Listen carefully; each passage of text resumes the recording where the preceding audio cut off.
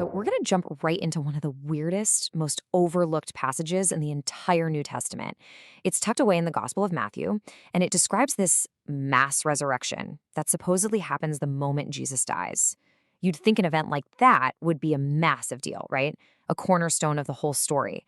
But instead, it's this huge puzzle that kind of breaks the narrative from the inside. Yeah, just take a second with that. Not one resurrection, many. We're talking about something pretty incredible, right? Saints walking out of their tombs and into Jerusalem. It is an absolutely wild claim. And what we're going to see is how these two little verses, well, they unleash a whole storm of problems, both theologically and historically, that really put the New Testament's consistency to the test. Okay, so let's treat this like a case file. We're going to investigate this bizarre miracle. And look, the goal here isn't to say it happened or it didn't happen, not at all. We just want to dig into the internal tensions this one little story creates inside the Bible itself. Because, it's a miracle that pretty much every other writer seems to have completely forgotten about. How does that happen? And this is where things get, well, just plain awkward. Check out the sequence of events Matthew lays out. Jesus dies, and boom, the tombs crack open and the saints are raised. But, and this is a huge but, they don't actually go anywhere. They don't walk into the city until after Jesus is resurrected, which is like 2 days later. So you've got this group of resurrected saints just hanging out with nothing to do? I mean, seriously, what do they do for 2 days? Can you picture it? Are they just chilling in their open tombs? The Bible gives us zero explanation. And that kind of narrative black hole, it's a pretty big red flag for scholars. But hey, this weird timeline isn't even the biggest issue. It actually kicks off a massive theological headache. All right, now we're getting to the heart of the matter, the real theological showdown. See, the biggest problem with Matthew's story comes from the Apostle Paul. And remember, Paul is our earliest Christian writer. His letters were written decades before Matthew's gospel. And his whole understanding of resurrection seems to be completely at odds with what Matthew describes. So, to really get this, we have to talk about one specific word: first fruits. It comes from farming. Think about it. The first fruits were literally the first bits of the harvest you brought in. You'd offer them up as a kind of promise, a guarantee that the rest of the crop was on its way. So it's all about sequence. It means the very first one. Number one, the trailblazer. And bam, here it is. Paul, again, writing way before Matthew, lays it out plain as day. He says Jesus is the first fruits of those who have fallen asleep. He is the first one up, the one who proves that everyone else will follow later. For Paul, this isn't some minor detail. It's absolutely central to his entire theology. So when you put these two side by side, the clash is just impossible to ignore.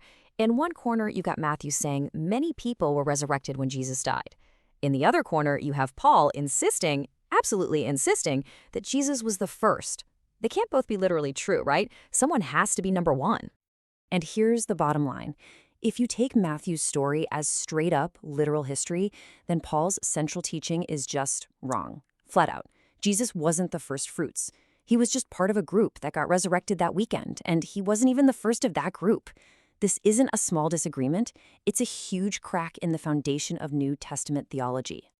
Okay, so the theology is a mess. But what about the history?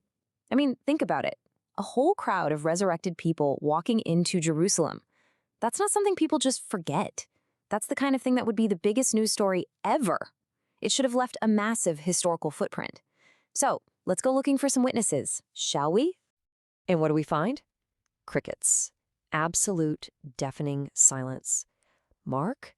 Luke? John? Nothing. Paul, who lists out resurrection appearances? Doesn't mention it. Any other New Testament writer? Nope. And here's the kicker. Not a single historian from the time, not Jewish historians like Josephus or Roman ones like Tacitus, nobody mentions a bunch of resurrected saints wandering into Jerusalem. For a miracle that was supposedly so public, that silence is just staggering. So you might be wondering, who exactly are these saints? It's easy to get the wrong picture here. In Matthew's world, saint didn't mean what it means today, with halos and stained glass windows. It meant the Hasidim.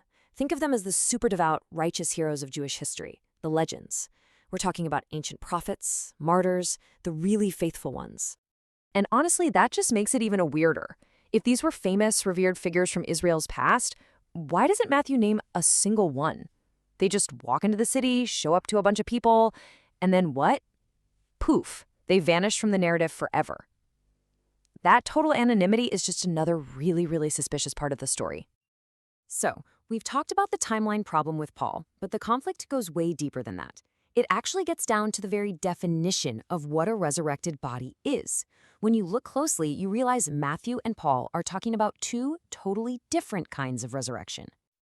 And Paul could not be more clear on this. He says flesh and blood cannot inherit the kingdom of God. What he's saying is you don't just get your old corpse back. That perishable physical body isn't the final product. For Paul, resurrection is a total upgrade, a transformation into something new, something spiritual and immortal. This really breaks it down perfectly. You've got two completely different models. On Matthew's side, you've got reanimated physical bodies, the Greek word is sarx, walking back into a physical city, Jerusalem. But for Paul, it's all about a transformed spiritual body, pneuma, that's destined for a heavenly kingdom. These aren't just slightly different takes, they are fundamentally at odds. Okay, this next point is a little subtle, but it's super important. Paul never met a walking, talking, physical Jesus after the resurrection. His experience was a vision, a blinding light, a voice from the heavens. But here's the thing. When he lists the resurrection appearances, he puts his own vision on the exact same level as the disciples' supposedly physical encounters. He makes no distinction.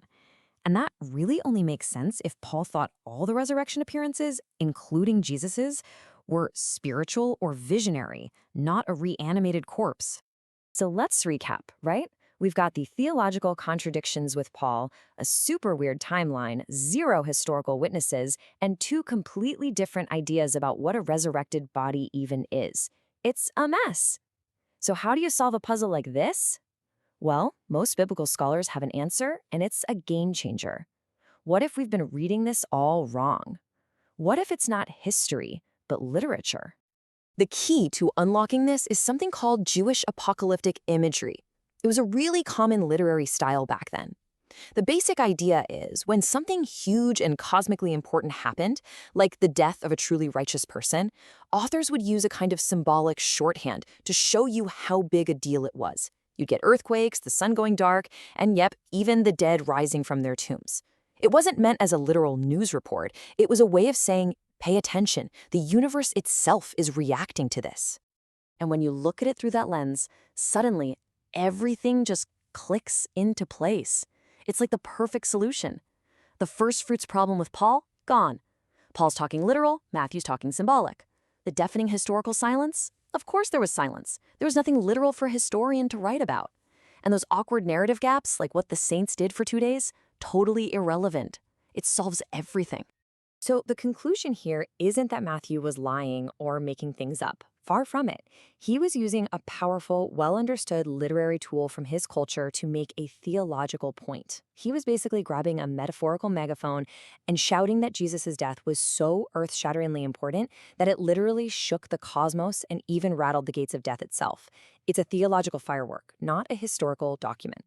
And that brings us to one last, really big question to chew on. If we solve this puzzle by seeing it as a symbol instead of literal history, what does that mean for other miracle stories? If a miracle is meant to be symbolic, does that make it less of a miracle? Does it change its power? Or just change the kind of power it has? I don't know the answer, but it's definitely something worth thinking about.